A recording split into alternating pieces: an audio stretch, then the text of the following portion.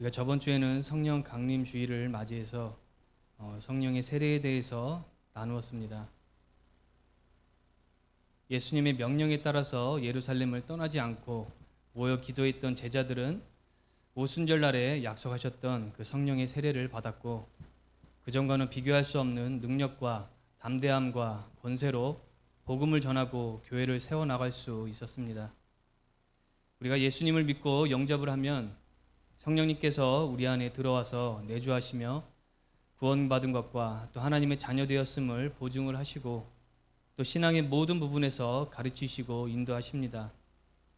그러한 내주하심과 구분된다고 믿는 이 성령의 세례는 물로 세례를 받을 때 성도가 물에 잠기는 것과 같이 성령으로 잠겨서 충만하게 채워지고 여러 가지 현상과 능력과 은사가 나타나며 무엇보다 하나님의 나라의 확장과 복음의 전파가 강하게 일어납니다.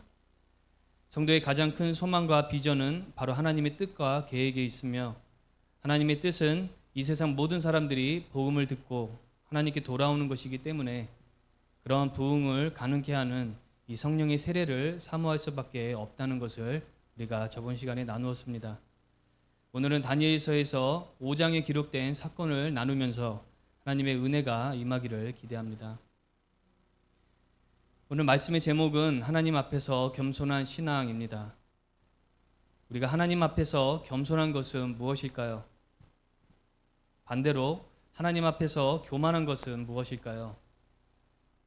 하나님 앞에서 교만한 것은 무엇보다 하나님의 존재를 부정하거나 어떤 업적이나 위치를 자신의 능력으로 이루었다고 생각하고 자랑하며 또 하나님께 감사와 영광을 돌리지 않는 것을 말합니다.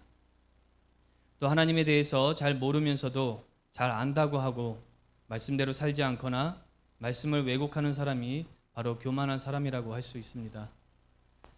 이러한 교만함이 무서운 것은 우리로 하나님을 멸시하는 죄를 범하게 만들고 또 하나님을 알 수 없도록 만든다는 것입니다. 우리가 이전에 나아만 장군의 이야기를 나눌 때 그가 여호와 하나님은 잘 몰랐지만 창조주 신에 대한 경외함을 가지고 인생을 살았고, 그런 나아만 장군을 축복하셔서 하나님을 알 수 있도록 하셨던 것을 나눈 적이 있습니다. 교만한 사람은 하나님을 멸시하는 죄를 범하고 경외하지 않기 때문에 나아만 장군과 같이 하나님을 알게 되는 축복을 받을 수가 없습니다. 하나님께서는 교만한 자에게 하나님을 알 수 없도록 하십니다.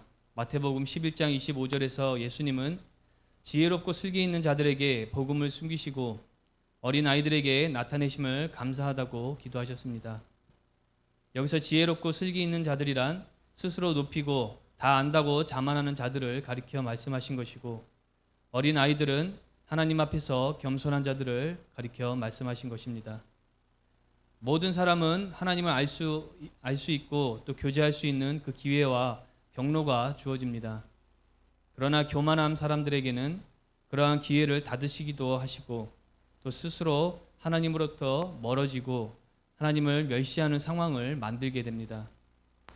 시편 4절에서는 악인은 그의 교만한 얼굴로 말하기를 여호와께서 이를 감찰하지 아니하신다 하며 그의 모든 사상에 하나님이 없다 하나이다 라고 고백합니다.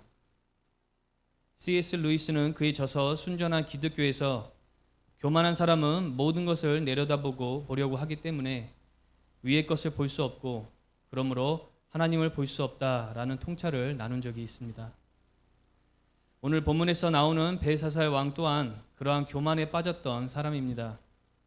벨사살은 바벨론 왕국이 메도 바사 또는 메도 페르시아라고 불리는 왕국에 의해서 멸망하기 바로 전 마지막 왕이었습니다. 우리가 지난 몇 주간 보았던 바벨론의 왕 느부갓네살이 죽고 난 후에 약 20여 년 동안 4명의 왕이 있었으며 오늘 보게 되는 벨사살 왕은 그 중에 마지막입니다. 그런데 성경은 느부갓네살 왕을 벨사살의 부친이라고 표현을 하고 있습니다. 여기서 말하는 부친이란 왕의 계보에서 가장 어른을 표현하는 것으로 볼 수가 있습니다. 바벨론 왕국에 대한 역사적 기록과 관련해서 성경에서 말하는 벨사살이라는 왕은 실제로 존재하지 않았던 왕으로 여겨져 왔습니다. 성경이 아닌 역사적 자료에서는 벨사살에 대한 기록을 찾지 못했기 때문입니다. 그러나 1917년부터 발견된 37개의 개별 기록에서 황태자 벨사살에 대한 기록이 발견이 되었고 그때부터 성경의 기록이 인정되었습니다. 성경 기록은 항상 이런 식으로 그 신빙성을 도전받아 왔습니다. 성경이 말하는 역사적 기록과 성경 바깥 문서가 말하는 역사적 기록이 서로 맞지 않을 때면 항상 성경의 기록이 잘못된 것으로 여겨집니다. 성경을 마치 신화를 기록한 이야기로 보기 때문이죠. 그러나 성경을 제대로 읽어보면 유치하거나 터무니없는 그러한 신화가 아님을 알 수 있습니다. 어떤 사람들은 성경이 다른 신화와 똑같아 보인다고 할 수 있지만 진지하게 제대로 읽어본다면 성경이 단순하게 어떤 한 민족의 우수성을 드러내기 위해서 터무니없는 이야기를 모아놓은 책이 아니라는 것을 알 수가 있습니다. 오히려 이스라엘 민족의 신실하지 못함과 죄 많은 모습 같은 치부라고 말할 만한 내용들을 담고 있습니다. 성경은 진실만을 말하고 있고 현재까지 성경이 옳았음을 증명했으며 만약 지금도 성경과 충돌하는 기록이 발견이 된다면 분명 성경이 옳고 그 다른 문서가 잘못된 기록일 것입니다. 그러한 확신은 당연히 하나님 안에서 발견하게 됩니다. 성경의 기록과 보존과 그 번역 과정에 단 한 가지의 문제점도 없어서가 아니라 하나님께서 흠없고 완전하시기 때문에 그분이 허락하신 기록은 분명 거짓으로 쓰여지지 않았을 것이라는 확신입니다. 오늘 본문에서 말하는 벨사살 왕 또한 존재를 했었고 성경은 그와 관련된 사건을 기록하고 있으며 이 사건을 통해서 우리는 살아계신 하나님을 보고 또 배우고 느낄 수 있도록 하고 있습니다. 벨사살은 1000명의 귀족들을 위해서 큰 잔치를 열었습니다. 그들과 술을 마시며 흥청망청하다가 느닷없이 아주 괴상한 발상을 하게 됩니다. 느부갓네살 왕이 이스라엘 민족인 유대인들을 무너뜨릴 때 예루살렘 성전에서 탈취해 왔던 금과 은으로 만든 그릇을 가져오라고 명령을 한 것입니다. 그것들에 술을 담아서 마시기 위해서였습니다. 그들은 그릇을 가져와 술을 마셨고 또 그 자리에서 금과 은과 청동으로 만든 우상을 숭배하고 높였습니다. 예루살렘 성전에서 사용했던 그릇은 여호와 하나님께 제사를 드리고 예배할 때 사용했던 물건입니다. 사람들이 술을 마시고 잔치할 때 사용하던 물건이 아닙니다. 벨사살은 하나님을 예배할 때 사용했던 그릇으로 술을 마셨고 뿐만 아니라 그들의 손으로 만든 우상을 숭배하면서 여호와 하나님을 멸시했던 것입니다. 마치 그들의 우상이 하나님보다 더 강하고 위대하기 때문에 예루살렘을 정복할 수 있었다고 믿고 그것을 과시하기 위한 행동이었습니다. 교만하기가 하늘을 찌르는 생각이었습니다. 여러분은 어떻게 생각하시나요? 하나님께서 그들의 우상보다 약하시기 때문에 또는 능력이 부족하셔서 또는 관심이 없으셔서 바벨론 제국이 예루살렘을 침략하고 정복할 수 있었다고 생각을 하십니까? 절대로 그렇지 않습니다. 우리는 말씀을 통해서 결코 그렇지 않다는 것을 알 수 있습니다. 예루살렘과 유대인들이 전쟁에서 패배하고 정복당한 것은 하나님을 향한 그들의 죄가 너무나 오랫동안 지속이 되었고 매우 컸기 때문에 그 범죄에 맞는 벌을 70년간 주셔서 바벨론 제국과 전쟁에서 패배한 것입니다. 멸망되기 전 선지자 예레미야를 통해서 그 일이 일어날 것을 계속 말씀을 하셨고 심지어 바벨론에 순순히 항복하도록 경고하셨습니다. 즉 바벨론 제국이 예루살렘을 침략할 수 있었던 것은 그들의 우상이나 그들의 실력과는 아무런 상관이 없습니다. 그럼에도 불구하고 교만이 하늘을 찔렀던 벨사살은 역사의 주관자 되신 하나님을 인정하지는 못하고 오히려 스스로 높이며 아주 추악한 죄악을 저지른 것입니다. 그렇게 교만으로 영혼의 눈과 귀가 멀고 또 추악한 행동을 하며 하나님을 멸시했던 벨사살 앞에 손가락들이 나타났고 그 손가락이 벽에 글자를 써 나갔습니다. 이 장면을 본 벨사살은 무릎이 서로 부딪힐 정도로 떨며 두려워했습니다. 벽에 쓰여진 글의 뜻을 알 수 없었기 때문에 바벨론의 지식인들을 모두 불러서 그 글자의 뜻을 해석하게 했습니다. 뜻을 해석하는 자에게는 존귀함을 상징하는 보라색 옷을 입히고 또 목에 금사슬을 걸어주고 나라의 셋째 통치자로 삼아줄 것을 약속했습니다.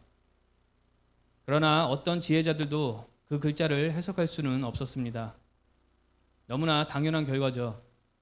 그 손가락과 벽의 글은 하나님께로부터 나온 것이었고 하나님께서 그 뜻을 알도록 허락하시지 않으시면 아무도 알 수 없기 때문입니다.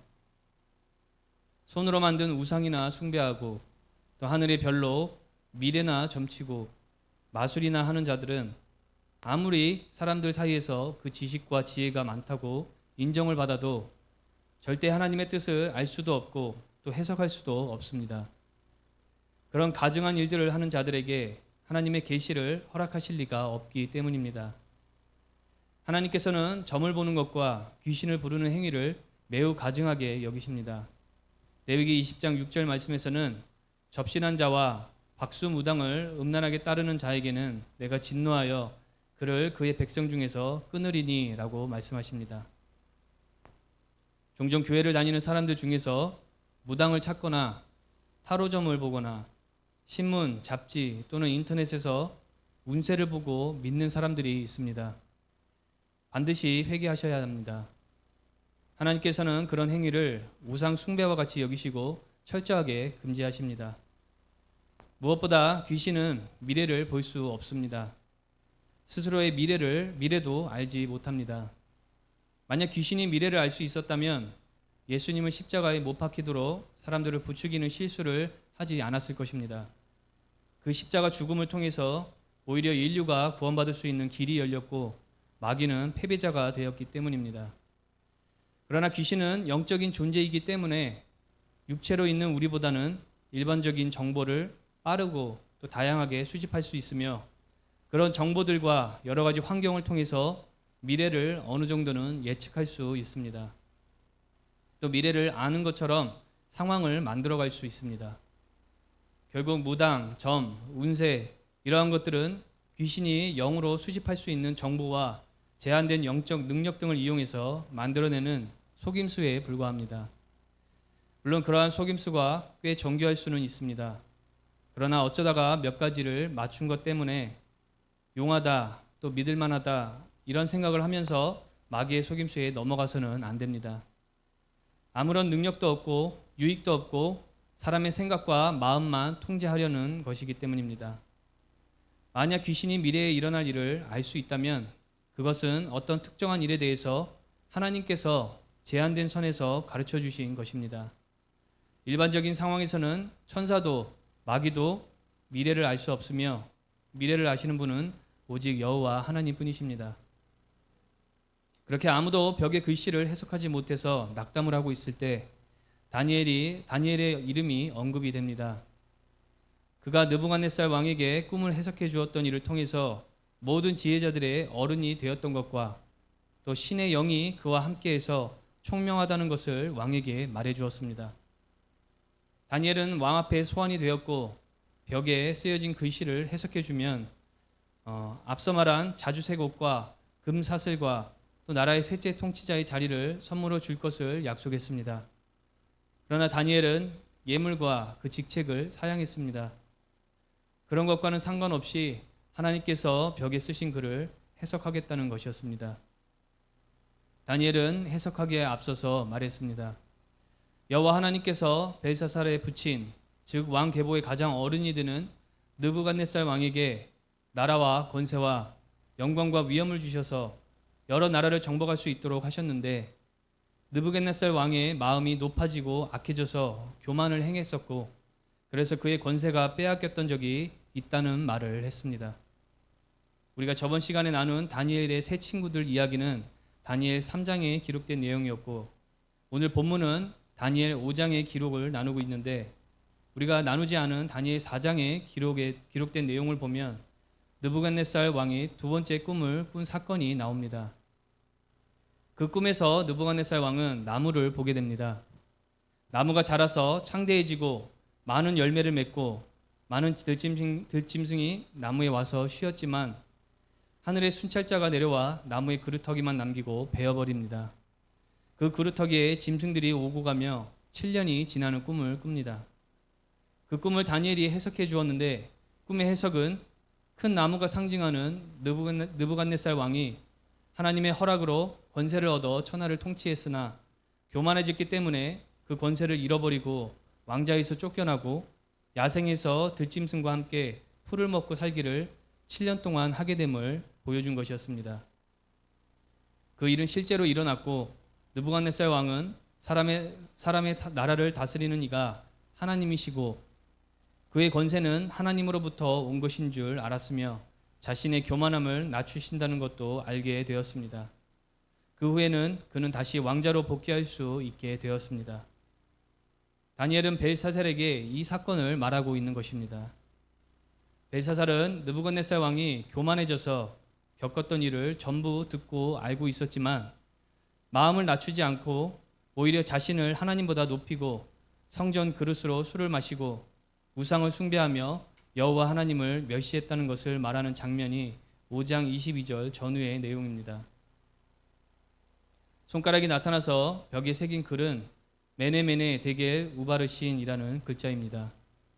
뜻을 살펴보면 메네는 하나님이 이미 왕의 나라의 시대를 세워서 그것을 끝나게 하셨다 하며, 데겔은 왕을 저울에 달아보니 부족함이 보였다 하며, 베레스는 왕의 나라가 나뉘어서 메대와 바사 사람에게 준바되었다 함이니이다 라고 말합니다. 바벨론의 왕 벨사살은 그날 밤 죽게 됩니다. 그리고 메대 사람 다리오가 통치하게 되었습니다. 역사가들은 바벨론 제국의 영광이 대단했다고 말을 합니다. 그들이 통치했던 영토와 민족들, 그들이 사막 한복판에 세웠던 도시의 규모와 기술, 그들이 가졌던 문화와 그 외의 많은 것들은 매우 놀라운 수준이었다고 전하고 있습니다. 한국 방송 EBS에서도 바벨론에 대한 다큐멘터리를 제작하여 방영한 적이 있습니다. 그런데 그렇게 대단하고 견고했던 도시가 어떻게 갑자기 전쟁에서 패배하고 멸망할 수 있었는지에 대해서는 제대로 이해하지 못하고 있습니다. 여러 가지 추측만 할 수 있을 뿐 미스터리로 남겨져 있습니다. 성경 밖의 자료만으로 볼 때는 미스터리와 같은 일이지만 성경을 보면 왜 그렇게 되었는지 우리는 알 수 있습니다. 바벨론 왕이 하나님 앞에 겸손하지 않았고 그 마음을 교만하게 해서 추악한 죄악을 저질렀기 때문에 하나님께서 그들을 멸망하시고 새로운 왕과 제국을 세우신 것입니다.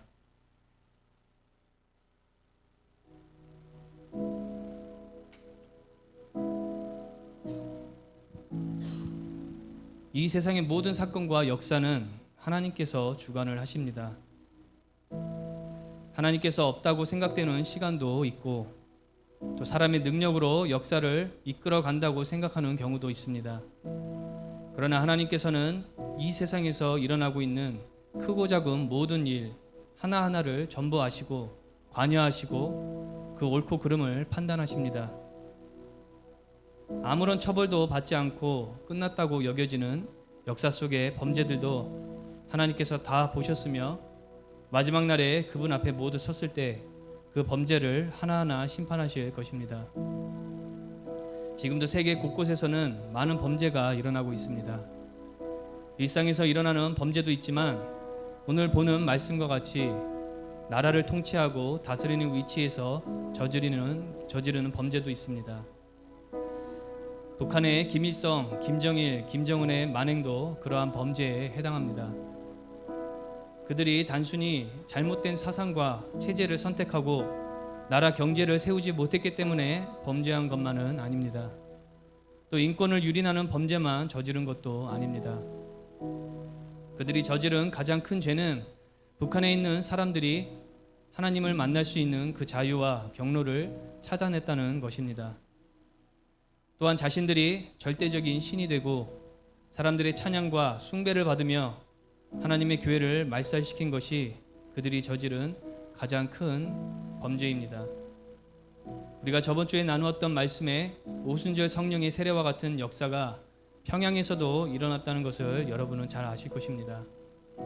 그곳은 전 세계 기독교 역사에서도 꼽힐 만큼 아주 큰 은혜와 부흥이 일어났던 장소였지만 지금은 부모 자식 사이에도 신고당할까봐 철저히 숨기고 사느라 서로가 기독교인인 것도 모르고 사는 곳으로 바뀌어 버렸습니다.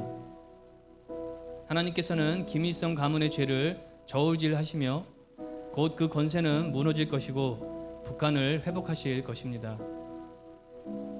또한 마지막 날에는 예수님 앞에서 김일성과 그의 아들들이 철저하게 재판받게 되는 것을 우리는 보게 될 것입니다.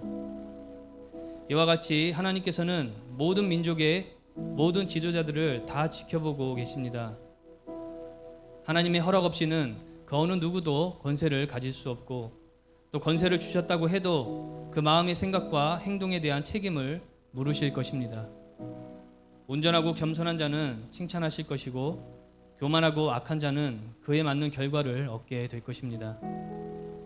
지도자들뿐만 아니라 이 세상의 모든 사람들은 하나님의 주권 아래에 있으며 그 마음과 행실에 대해서 책임을 물으실 것입니다.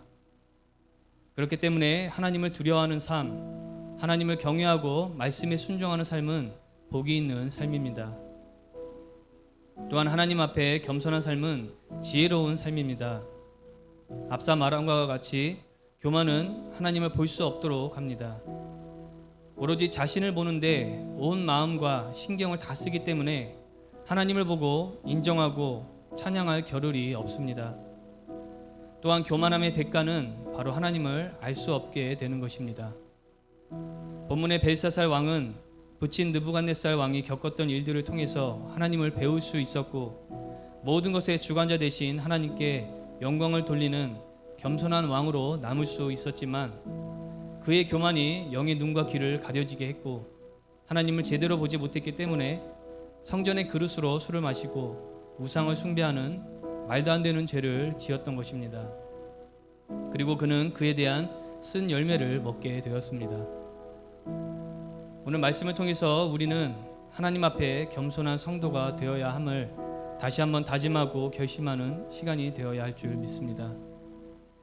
우리가 여러 가지 경로를 통해서 하나님에 대해 들으면서도 여전히 하나님을 인정하지 않고 감사하지 않고 찬양하지 않고 또 하나님 중심의 삶을 살지 않고 예배하지 않는다면, 또 하나님을 의지하지 않고 돈과 사람을 의지한다면 그것은 하나님 앞에 교만한 신앙의 모습일 것입니다. 교만한 신앙은 우리로 하여금 하나님을 더욱 볼 수 없게 만들고, 교만한 신앙은 하나님을 멸시하는 죄를 짓도록 합니다. 하나님께서 우리에게 그분의 능력과 위대하심과 사랑과 은혜를 알게 하셨을 때 진실하게 반응을 해서 하나님께 합당한 예배와 감사를 드리며 겸손한 신앙을 가져야 할 줄 믿습니다. 교만한 신앙은 하나님을 더욱 모르게 만들고 멸시하게 하는 것처럼, 겸손한 신앙은 하나님을 더욱 알 수 있게 하고 하나님과 동행하게 하며 그분의 일에 참여하는 특권을 누리게 해줍니다. 여호와 하나님 앞에서 겸손한 신앙을 가지시기 바랍니다. 그분을 온전하게 인정하고 예배하는 겸손한 신앙을 가지실 때 은혜와 평강과 축복이 넘치고 하나님과 동행하는 일들이 있을 줄 믿습니다. 기도하고 축도로 예배 마치시겠습니다.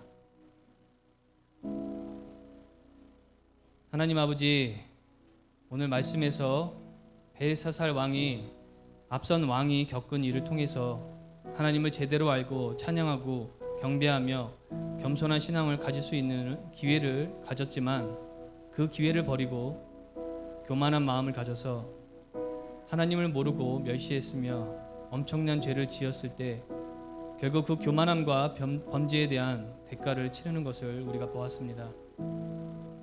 오늘 이 자리에 모인 모든 성도분들은 기회가 있을 때 말씀과 은혜에 진지하게 반응하게 하시고 예배와 감사를 드리는 겸손한 신앙을 갖는 성도분들 될 수 있도록 인도하여 주시옵소서.